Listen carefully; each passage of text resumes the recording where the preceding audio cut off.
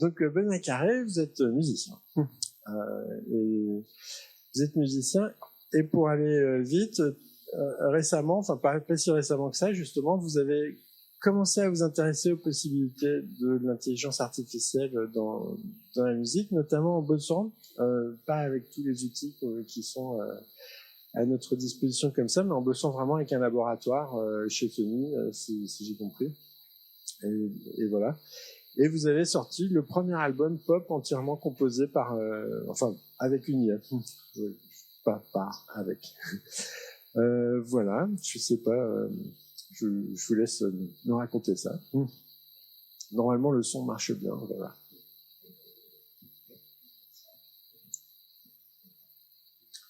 Bonjour à tous. Donc, je m'appelle Benoît Carré.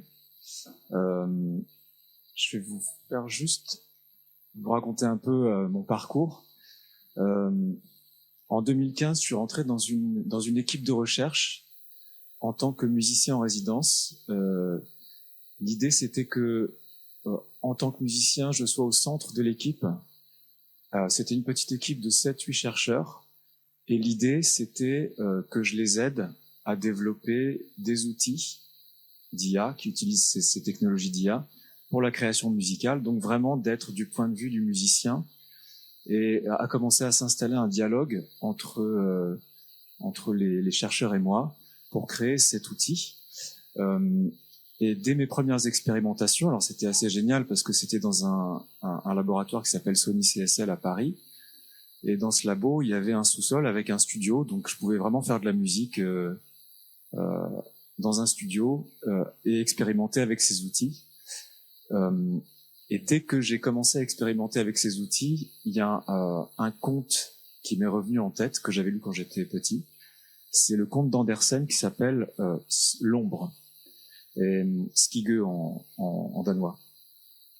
Et pourquoi j'ai pensé à l'ombre? Parce que en fait, dans ce conte, c'est l'histoire d'un savant poète qui laisse partir son ombre explorer la maison d'en face, de laquelle tous les soirs il y a la même mélodie, très belle mélodie, qui s'échappe par la fenêtre. Et cette maison n'a pas de porte, donc il demande à son ombre de se projeter contre le mur et puis de rentrer dans la maison pour voir qui est là, qui habite cette maison. D'où une musique très belle sort tous les jours, tous les soirs.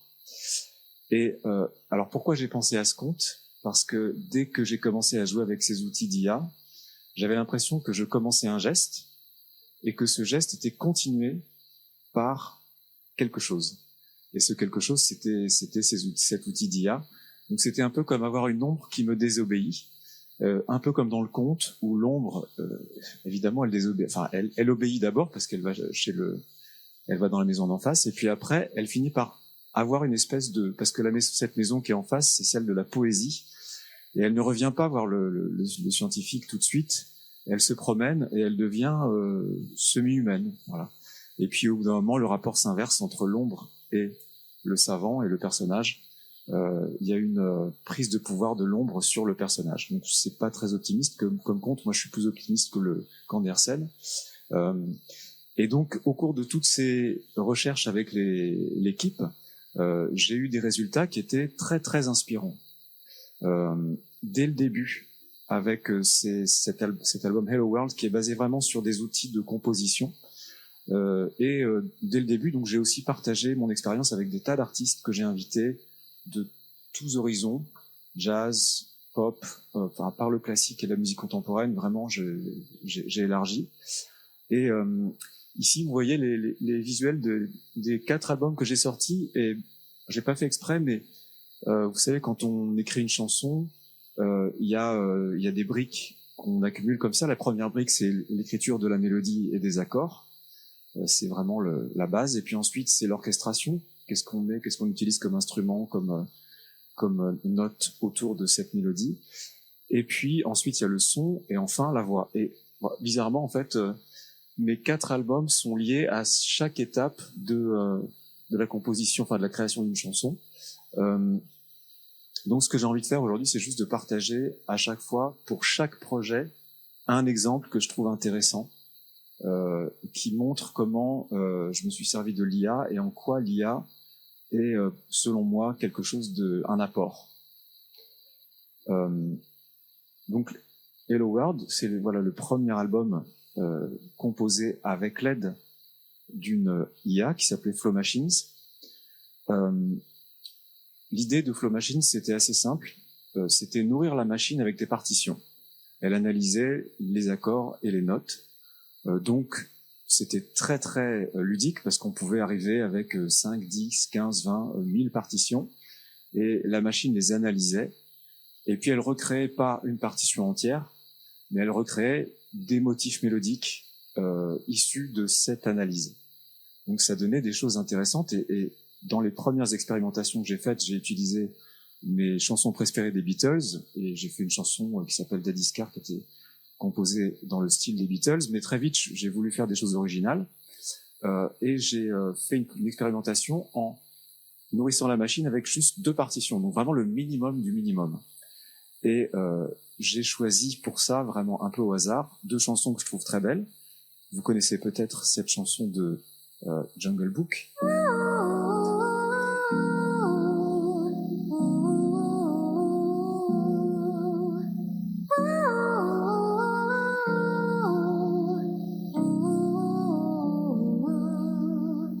La deuxième chanson, en fait, c'est une chanson de Pete Martini qui, je trouve, ressemble un petit peu à celle-là.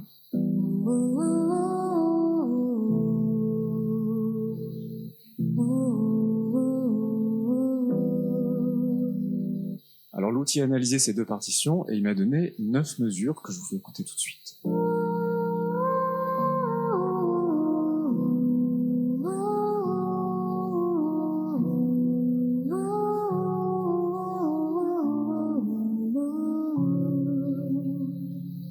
Là, c'est vraiment juste les notes qu'on entend. Il y a pas, on se focalise pas sur le son. Hein, c'est mélodie et accord. Et quand j'ai entendu ça, pour moi, c'était hyper intéressant parce que j'avais une mélodie inspirée des 2 chansons que j'avais données, mais j'avais surtout quelque chose d'inattendu. D'un point de vue musical, la mélodie commence par une note aiguë sur un accord de 7e, ce qui est pas du tout, quand on fait de la musique, ce qui est pas du tout typique, classique. Et puis après, il y a ces espèces de descentes harmoniques très étranges. Et je me suis dit, voilà, ça c'est intéressant parce que je l'aurais pas fait moi, j'aurais pas trouvé ça.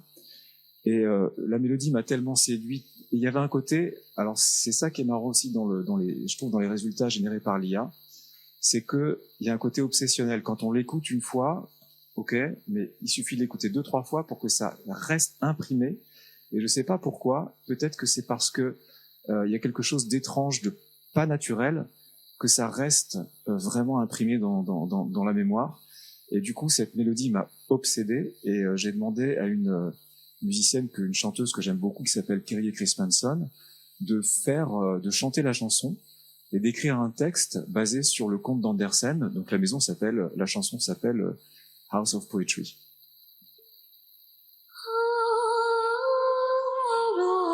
Starry sky, a holy temple, a mountain high.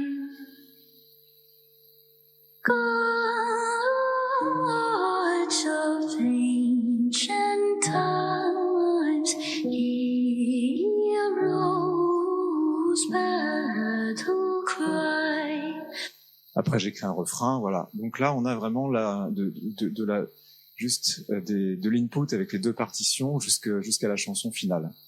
Et donc Hello World, c'est un peu ça, en fait. Cet album, c'est vraiment des expérimentations autour de la composition avec cet outil Flow Machines. Ensuite, alors voilà, avec l'équipe, on s'est attaché plutôt à l'orchestration. Donc une fois qu'on a une mélodie, qu'on a des accords, comment on l'orchestre? Est-ce qu'on va aller chercher, je sais pas, des violons? Est-ce qu'on va mettre de la guitare?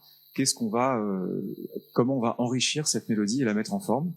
Et on a créé avec l'équipe un prototype qui permet de faire des orchestrations. Donc l'idée, c'est vraiment d'adapter l'orchestration d'un morceau sur un autre morceau. C'est un peu du transfert de style. Et c'est aussi au niveau symbolique. C'est pas de l'audio, c'est du MIDI, donc c'est des partitions. Et j'avais envie justement de tester encore une fois la machine jusqu'à ses extrémités, en lui donnant juste une mélodie. Aucune autre information que la mélodie, pas d'harmonie. Et j'ai choisi cette chanson que j'adore de Pete Seeger. Là, c'était vraiment d'un point de vue, j'étais dans l'expérimentation, je fais écouter la chanson. Black, black, black is the color of my true love's hair. Her face is something wondrous fair. C'est une chanson folk traditionnelle des Appalaches qui date du début du XXe siècle. Et elle est, vous entendez, c'est vraiment très très beau, assez simple. Et je me suis dit, qu'est-ce que je vais utiliser comme orchestration existante pour enrichir cette mélodie, pour l'orchestrer. Et j'ai pensé à un style qui est vraiment à l'opposé de la folk américaine et de ses mélodies simples. J'ai pensé à la bossa nova, qui est vraiment un style très sophistiqué en termes harmoniques. Toutes les harmonies des chansons bossa nova que vous connaissez, Girl from Ipanema, Corcovado, sont des chansons très très sophistiquées d'un point de vue harmonique. Et je me suis dit, tiens, ce serait intéressant d'avoir cette simplicité de la mélodie avec une très grande sophistication harmonique. Et le maître de ces harmonies, c'est Klaus Ogerman. Donc, je ne sais pas si vous le connaissez. Alors, ça fait un peu nom de nazi planqué en Amérique du Sud, mais je vous fais écouter juste un arrangement de Klaus Ogerman.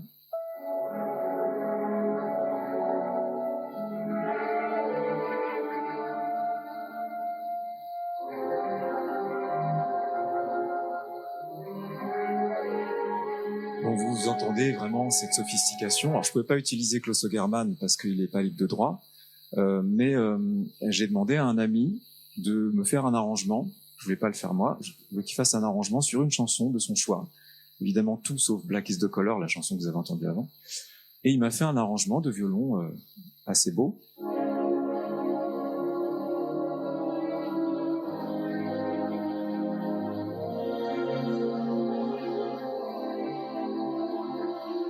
Alors si je mets cet arrangement de violon plus la voix de Pete Seeger, ça va donner un truc assez moche. Black, black, black is the color.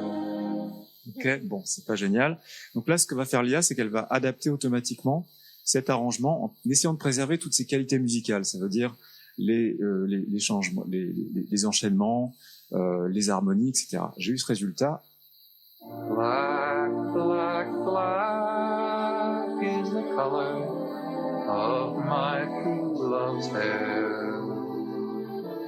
I love the ground on which she stands. Alors là, pour moi, je retrouve, ouais, cet accord là qui est super beau, je retrouve exactement ce que j'avais dans le résultat d'avant, c'est-à-dire une étrangeté, quelque chose que je n'aurais pas trouvé moi, un peu obsédant, mais quand même assez beau. Donc, alors c'était la chance du débutant parce que j'étais vraiment dans l'expérimentation. Je me suis dit, c'est tellement beau, je peux pas laisser ça comme ça dans un tiroir. Et j'ai demandé au Philharmonique de Radio France d'interpréter cet arrangement fait par l'IA. Là, ce que vous voyez, c'est en studio la prise de son. Black, black, black is the color of my true love's hair. Her face is something wondrous fair. The purest eyes and the daintiest hands. I love the ground on which she stands. Voilà. Et donc ça a été le début de tout un album comme ça où j'ai fait des mélanges de styles. Je suis allé chercher de la musique élisabéthaine, de Purcell jusqu'à de la musique jazz pour orchestrer ces mélodies folk toujours très belles. Alors évidemment, là c'est un exemple qui fonctionne, mais il y a énormément d'exemples qui ne fonctionnent pas, ou qui sont juste pas intéressants. Je en joue un par exemple. Black, black, black is the color of my true love's hair. Voilà, ça n'a aucun intérêt. Enfin pour moi. is something Et ça, wonderful. des résultats comme ça, j'en ai plein. Enfin, c'est-à-dire qu'il y a vraiment un travail de curation qui est très très très prenant, qui finalement n'accélère pas du tout le processus. Et l'équilibre donc entre la patience pour écouter les résultats, pour les choisir, et puis comment dire, la satisfaction d'avoir un résultat parmi ceux-là qui va être suffisamment inspirant pour mener à bien une chanson et sublimer quelque chose. Il faut que ce soit quand même à peu près comment dire, équilibré, quoi. Il faut que, et c'est pas toujours le cas. J'ai passé parfois des jours entiers avec des résultats moyens. Mais c'est ce qui me semble toujours le plus intéressant dans tous ces processus, c'est que je suis maître de l'input. C'est moi qui nourris la machine et je sais avec quoi je la nourris. Et pour moi, c'est ça qui fait que je vais être impliqué dans l'écoute du résultat, dans la curation, et je vais vraiment, comment dire, être curieux de comment la machine va transformer ce que je lui donne. Alors le son, justement, là on est sur, on a l'orchestration. Maintenant, qu'est-ce qu'on met comme sonorité, comme timbre? Et justement, avec l'équipe, on était là sur un travail de sampling, un prototype qui permettait d'adapter n'importe quel enregistrement audio à une partition. Donc, je vais vous montrer, c'est très simple. Et à ce moment-là, donc pareil, on était dans l'expérimentation avec un chercheur, et sous la main, il fallait qu'on trouve une partition, quelque chose, pour pouvoir utiliser ce sampler intelligent. Et donc, j'ai choisi cette fugue de Schubert que j'avais dans mon ordi. Donc, je vous la joue.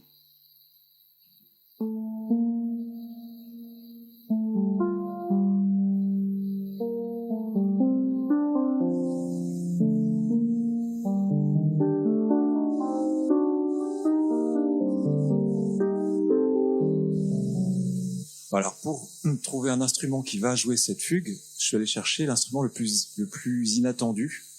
Donc, pas un piano ni un violon. J'ai trouvé ce joueur de cuica.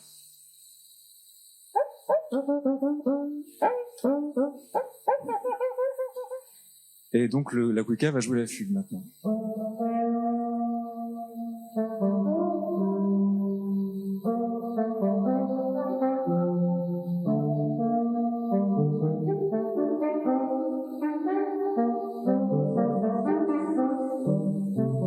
Là aussi, c'est pareil, c'est chance du débutant. Donc, ce morceau, enfin, ce son que j'aurais jamais obtenu avec aucun autre instrument, je l'ai mis en boucle, je l'ai fait tourner comme ça, et puis j'ai improvisé dessus et j'ai composé une chanson. En parallèle, je travaillais avec un collectif d'artistes numériques qui s'appelle Oye Label, et ma chanson s'appelait donc Océan Noir, et donc ils ont créé une forme de coquillage noir. Dont les mouvements sont, dont la forme est transformée par le mouvement des vagues. Vous allez voir en fait une vidéo.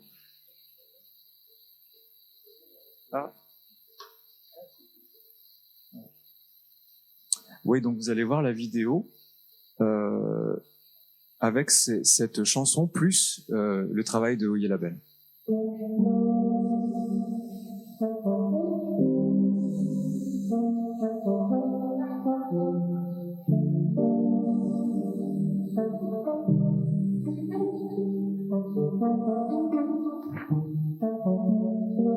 Océan noir,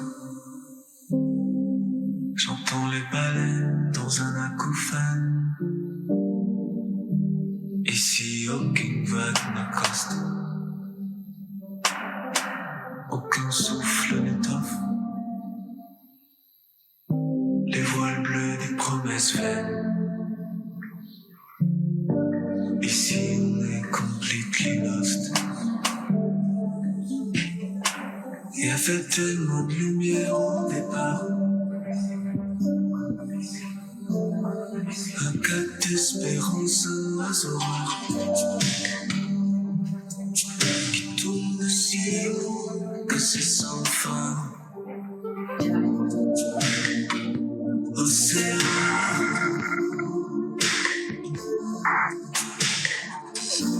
sur tes plages. Voilà. Donc Donc c'est pareil, une expérimentation et puis un résultat à la fin. Dernier chapitre sur alors là, on est sur la voix. Et récemment, ça vous a pas échappé, mais il y a une technologie de clonage vocal qui s'est mise à fonctionner du feu de Dieu, à tel point qu'il y a eu plusieurs fakes de Drake et The Weeknd, de Angèle, qui a chanté du Damso, je crois. Donc ça, c'est une technologie qui fonctionne très très bien. Et moi, ce qui m'intéressait, c'est pas tellement le plagiat, enfin de cloner un chanteur ou une chanteuse et puis d'utiliser sa voix. Ce qui m'intéressait, c'est plus les hybridations. C'est-à-dire de pouvoir faire son propre modèle de voix. Et ça rejoint un peu ce que disait Loïc tout à l'heure. C'est-à-dire qu'aujourd'hui, on peut facilement créer des petits modèles et puis qui sont accolés à des modèles de fondation et qui vont permettre de faire du fine-tuning, vraiment. Et ça fonctionne très très bien pour la voix. Donc j'ai essayé avec un de mes chanteurs préférés qui s'appelle Chet Baker. Donc là, ce que vous allez entendre, c'est la voix de Chet Baker, moi qui chante la même mélodie, et puis le mix de nos deux voix. My funny Valentine, my funny Valentine, my funny Valentine. Voilà. Alors, ce qui est marrant, c'est que mes A sont plus ouverts d'un coup. Il y a des trucs qui se passent. C'est pas seulement le timbre, mais c'est aussi dans l'interprétation, puisque le modèle est aussi entraîné sur plutôt de la chanson en anglais. Donc, on va avoir des prononciations un peu différentes. J'ai utilisé ce modèle pour enregistrer une chanson, une reprise qui s'appelle Sending the Clowns, qui parle d'un couple qui est au bout du rouleau, et qui, comme au cirque, quand il y a un problème, on dit envoyez les clowns. Et le couple, c'est une très très belle chanson de Stephen Sondheim qui a été chantée par plusieurs interprètes, comme le dernier, je crois que c'était Frank Sinatra, donc ça date. Et c'est l'occasion là justement parce que je me suis mis pour ce projet à Stable Diffusion et je l'ai installé en local avec une appli qui s'appelle Comfy UI. Et qui m'a permis d'aller plus loin que je trouve ce qu'on peut faire avec Midjourney ou DALL-E. Vous allez voir, en fait, il y a des images que j'ai produites et animées ensuite avec l'IA. Je vous montrerai quelques exemples. Donc là, vous allez entendre la chanson avec ma voix hybridée avec celle de Chet Baker, et puis des images qui sont générées par Stable Diffusion. Just when I stopped opening doors, finally knowing the one that I wanted was yours, making my entrance again with my usual flair. Through all my lies, no one is there.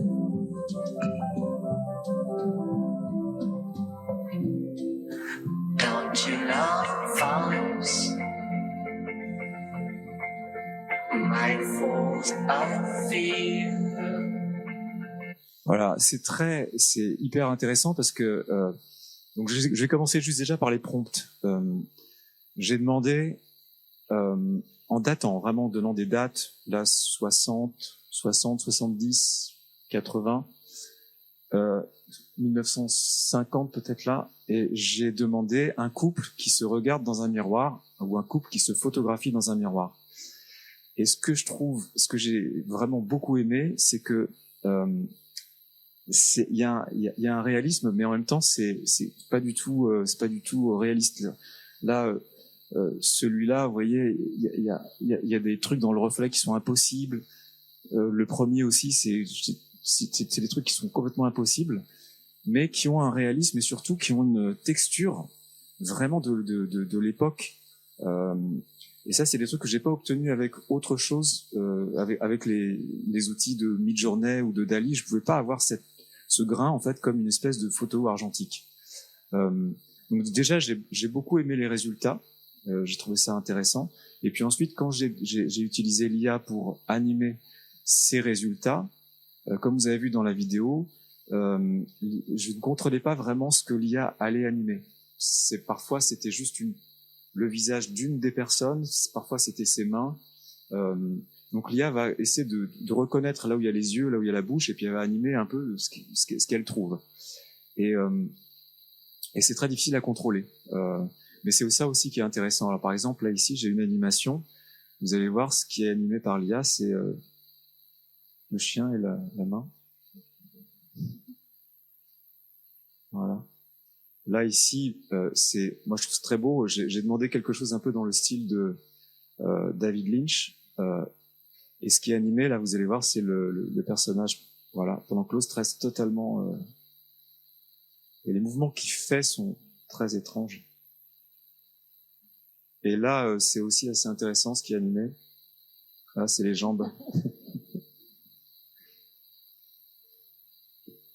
Voilà. Et alors moi, je trouve que en fait, je retrouve un peu ce que je fais dans la musique. Alors, je suis pas du tout, je suis pas vidéaste, je suis pas plasticien, mais je retrouve un peu cette excitation de nourrir la machine. Je fais pas de modèles, j'aimerais bien faire des modèles, mais je travaille sur les prompts, etc. Et j'ai un résultat. Alors, c'est moins intéressant que ce que je fais en musique parce que en musique, vraiment, je détaille ce que je donne à la machine comme input. Là, c'est plus du prompt. Avec parfois un peu des images. Voilà. Ça, c'est assez marrant. C'est Replicate. C'est un modèle avec quelques images de Barbie. Et pour moi, ça montre bien ce qui va se passer en musique dans quelques années. C'est ce qui se passe déjà pour l'image, c'est-à-dire que on va avoir des modèles personnels, des assistants personnels qui vont s'infiltrer comme ça dans notre création. Alors, moi, ce que je souhaite, c'est que il y a des défis qui soient relevés comme la diversité, parce que on a les biais qui sont assez terribles, mais qui sont, en fait, tout dépend de l'outil qu'on utilise. Ceux qui sont en open source me semblent un peu moins biaisés. Je sais pas, c'est peut-être une fausse idée. Donc la diversité en musique, c'est très important, et vous avez entendu ce matin sur les droits d'auteur. Moi, je pense qu'il y a vraiment le feu au lac, parce que si les OGC, les organismes de redistribution des droits ne s'attaquent pas au problème, on va avoir des modèles qui vont être entraînés sur de la musique anglaise ou américaine, mais pas du tout en France. La qualité des données, pour moi, c'est essentiel. Et ce que je vous montrais tout à l'heure, c'est ce que je donne, c'est quelque chose de qualité. Je donne pas n'importe quoi. Je donne des trucs qui me parlent. Et puis la transparence qui est liée aussi à la qualité des données, qui est, à mon avis, très important, parce que c'est aussi une manière de rémunérer les ayants droit. Voilà. Merci beaucoup.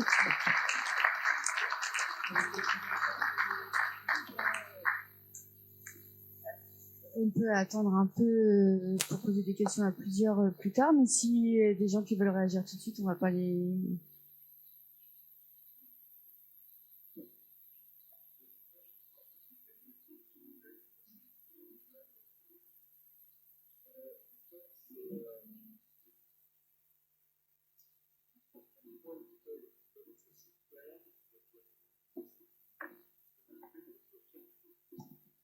Faut télécharger faut aller chercher dans CivitAI,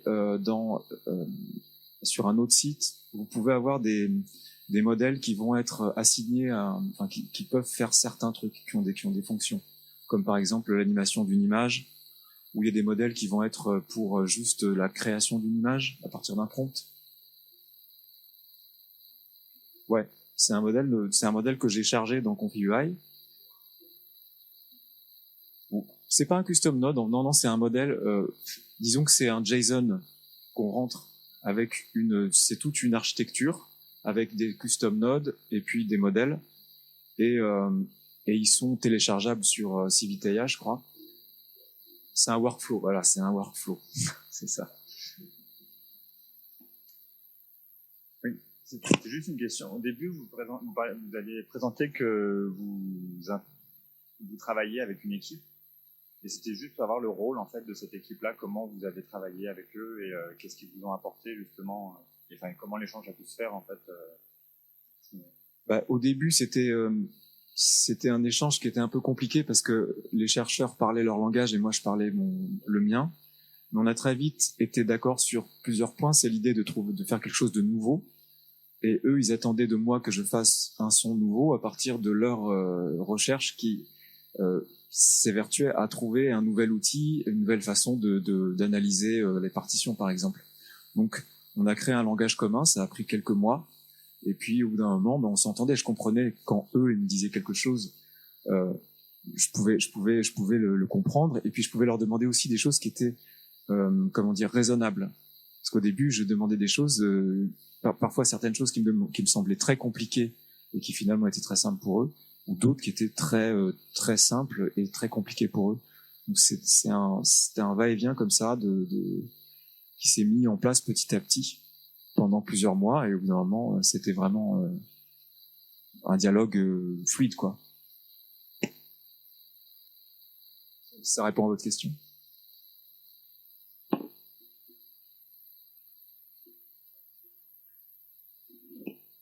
On débattra après, mais enfin, si j'ai compris, ce sera impossible de faire tout ça sans être musicien, absolument, et sans travailler beaucoup, finalement. C'est pas mal. Ouais.